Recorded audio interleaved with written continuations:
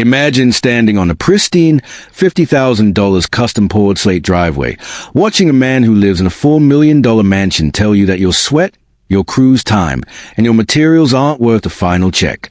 Most people would call a lawyer and wait years for a settlement. I called an excavator and took back what was mine in 4 hours. This is a story of how a cheap millionaire learned that while you can buy a neighborhood, you can't buy the dignity of the men who built it, and why taking it back became the most expensive lesson he ever failed to learn. The sun was beating down on the exclusive cul-de-sac of Oak Haven Estates, a place where the grass is clipped to the millimeter and the silence is expensive. I've spent 15 years in high-end masonry, and I've learned one universal truth. The bigger the house, the smaller the soul of the person living inside it.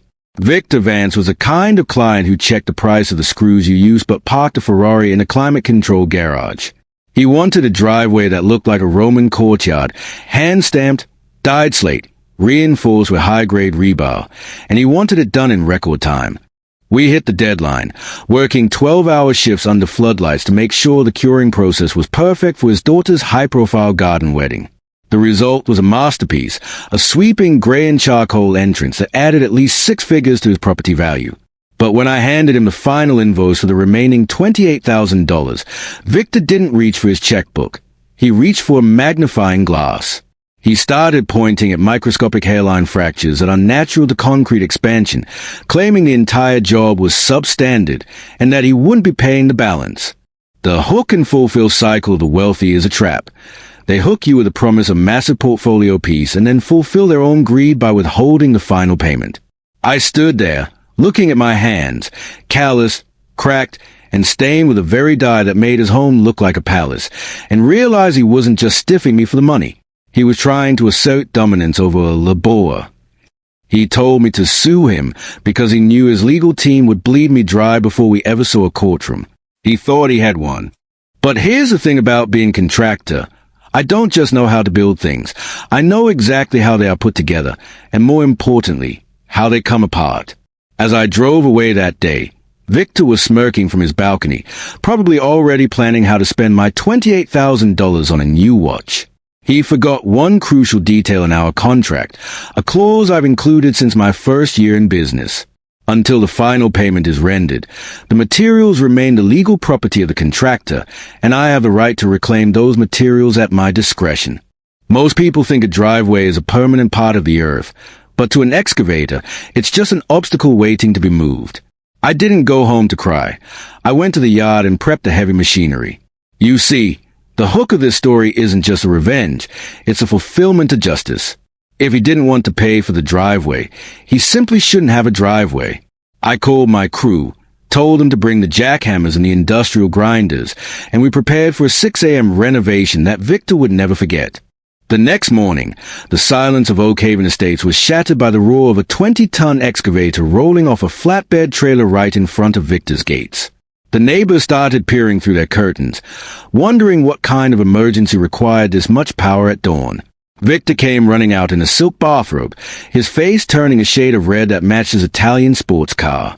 He started screaming about trespassing, but I simply held up the signed contract and the notice of reclamation I'd filed with the local precinct an hour earlier. You said the work was substandard. Victor, I shouted over the idle of the diesel engine. And since I'm a man of integrity, I can't leave a substandard product on such a beautiful property. I'm here to remove the defect. The first bite of the excavator's bucket into that $50,000 slate sounded like a gunshot. It didn't just crack the concrete, it shattered the illusion of his power. This is a hook and fulfill of the working man. We fulfill the promise of our labor, or we reclaim the value of our time.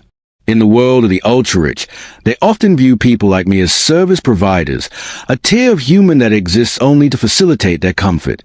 They forget that the infrastructure of their lives is built on the backs of men who aren't afraid of a little noise. As the concrete began to pile up in jagged, ugly heaps, Victor realized that his savings were about to cost him a lot more than $28,000. He was looking at a destroyed lawn, a blocked garage, and a very public humiliation in front of his elite peers. The obvious life lesson here is pay your debts. But the hidden lesson is much deeper. Never underestimate someone who has nothing to lose but their reputation. I had already paid my guys out of my own savings because I refused to let my crew suffer for a client's ego. I was already out the money, so the destruction wasn't about the cash, it was about the principle. When you take away a person's livelihood, you give them the freedom to act without constraints of professionalism. Victor pulled out his phone, frantically calling his lawyers, but the law moves at the speed of a turtle, while an excavator moves at the speed of a hungry beast. By the time he got someone on the line, the first 10 feet of his grand entrance were a graveyard of rubble. The irony was palpable. He was now begging me to stop, even offering to write the check right there on the spot. But I told him the price had changed. I was no longer a contractor. I was a demolition expert. This brings us back to the core hook. Why do we let the wealthy bully the builders? We see it in every industry: tech, construction, art. The customer's always right mentality has been weaponized by the entitled to enslave the talented. But when you reclaim your work, you reclaim your soul. I watched the dust settle on his polished front door and felt a sense of peace that $28,000 could never buy. I was fulfilling a different kind of contract, one with myself. By 8 a.m., the driveway was gone. In its place was a scarred, muddy trench that looked like a war zone.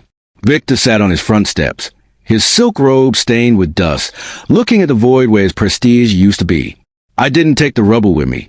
I left it there, piled high in front of his garage doors, effectively trapping his Ferrari inside.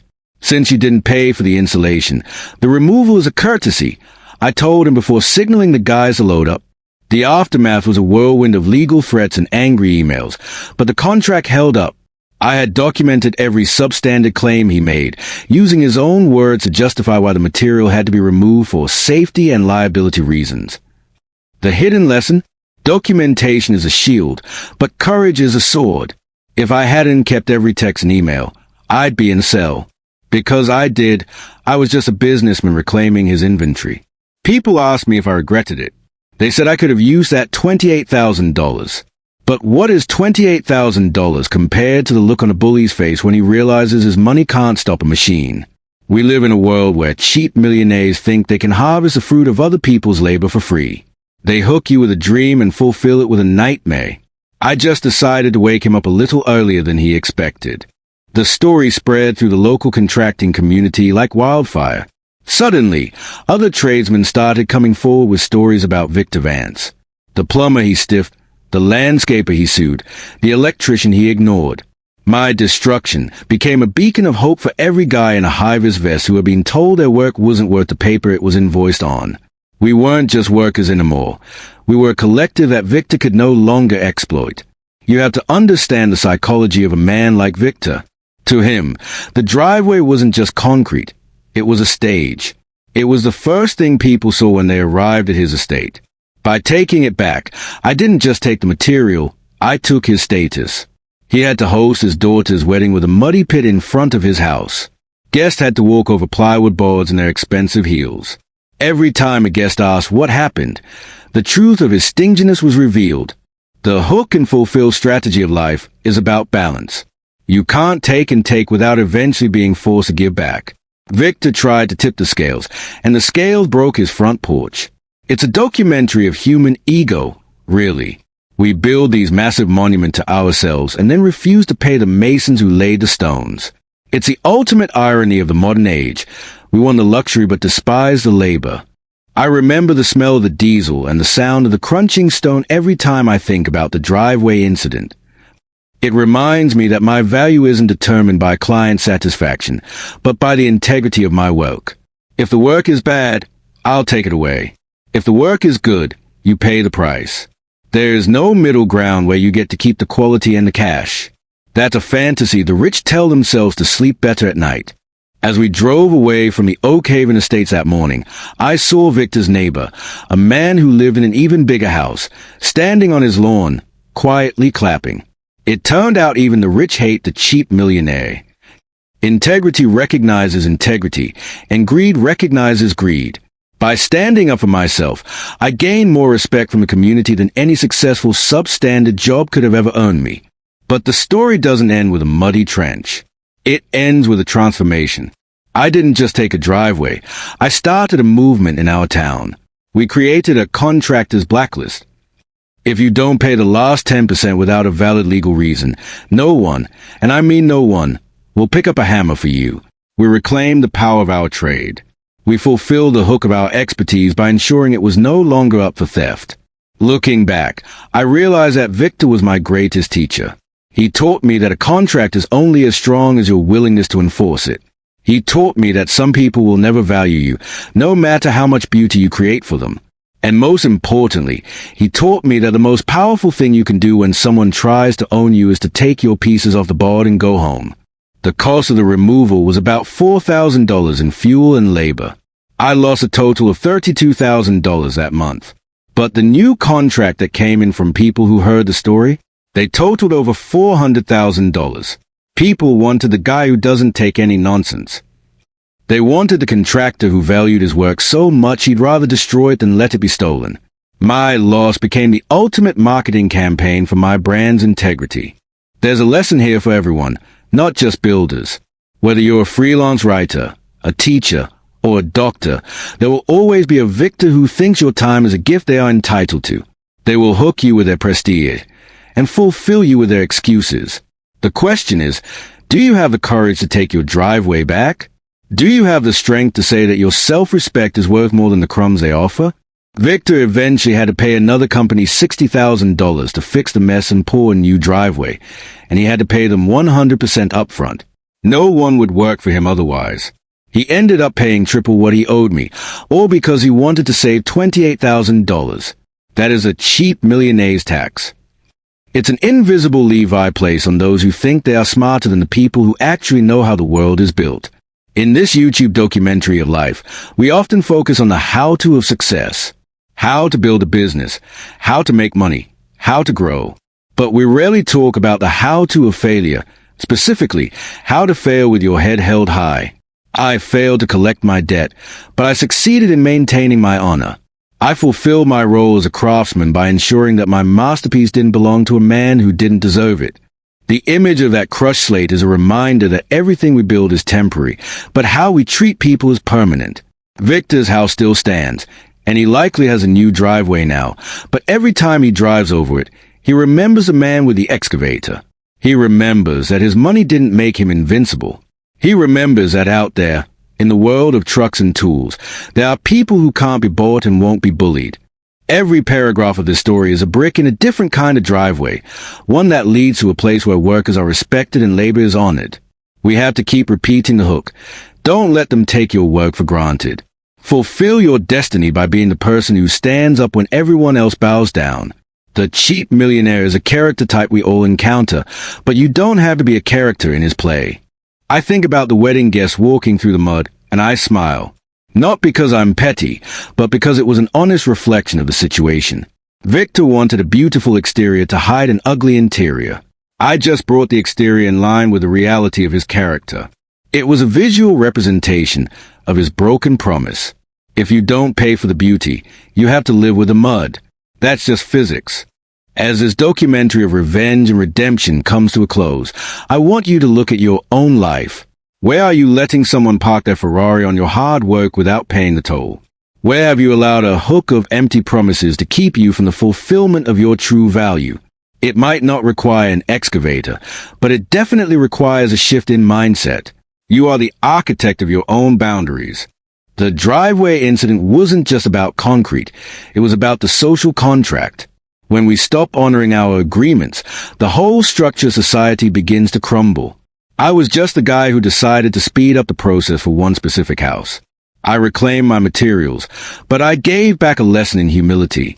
Whether Victor learned it or not isn't my concern. The world learned it, and that's what matters. The sound of a jackhammer is a very rhythmic thing. It's like a heartbeat. It's the sound of progress, but it's also the sound of deconstruction. In our rush to build, we often forget that deconstruction is a necessary part of growth. Sometimes you have to tear down what you've built to make room for a version of yourself that won't be stepped on. I tore down that driveway, and I built a better man in its place. I see the comments already. You should have just sued. But lawyers take years, and the soul needs satisfaction now. Besides, a lawsuit doesn't send a message to the neighborhood. A lawsuit doesn't make a billionaire realize that his fortress is a gate, and that gate sits on land he tried to steal. Sometimes, the most direct route is the one that involves 20 tons of steel and a very loud engine. We are taught to be professional at all costs. But professionalism is often a code word for compliance. It's a way for the powerful to keep the workers in line. I was professional for 3 months. I was a human being for 4 hours. And honestly, the human being was much more effective. I fulfilled my duty to my craft by refusing to let it be devalued by a man who knew the price of everything and the value of nothing. The story of the cheap millionaire is a cautionary tale for those at the top. It's a reminder that the foundation of your life is built by people you probably don't even look at. If you stop taking care of the foundation, the house won't stay up for long. Victor Vance found out that his foundation was literal, and it was removable. He found out that the service industry has teeth, and those teeth are made of hardened steel. I still drive by Oak Haven Estate sometimes. I don't look at Victor's house with anger anymore. I look at it with a sense of accomplishment. It's the place where I drew a line in the sand, or rather, a line in the concrete. It's the place where I decided that my labor was a privilege, not a right. I hope the new driveway is holding up, but I also hope it haunts him every time he pulls into his garage. This narrative is for the dreamers and the doers who are tired of being the hook for someone else's fulfillment. It's for everyone who has ever been told to just be patient while their bank account hits zero and the client's hits a new high. It's a call to action to recognize your own worth and to be prepared to take it back if it's not respected. Your work is your signature. Don't let anyone forge it. In the end, the driveway was just gravel and dust. But the story became something much bigger. It became a testament to the power of the individual against the institution of wealth. It proved that you don't need $1 billion to win a fight. You just need the right tools and the guts to use them. The cheap millionaire might have a Ferrari, but I have a machine that can bury it. So, as we reach the final stage of the story, remember, life is a series of hooks and fulfillments. You provide the hook with your talent, and you expect a fulfillment through fair exchange. When that exchange is broken, the cycle must be corrected. I corrected mine with a loud bang and a lot of dust. I wouldn't change a single second of that morning. It was the most expensive free work I ever did. The obvious lesson is to pay your contractors. The hidden lesson is that your dignity has no price tag. If you let someone steal your work, they aren't just taking your money, they are taking your pride. And once your pride is gone, the cheap millionaires of the world have already won. Don't let them win. Stand your ground, even if you have to tear that ground up to do it. I took the driveway back because it was mine to take. I left the mess because it was his to keep. Now I have to ask you, after hearing how I handled this cheap millionaire and reclaimed my dignity at the cost of my paycheck, if you were in my shoes and a client refused to pay for your hard-earned work, would you have the guts to take it back? Or would you have walked away and let them win?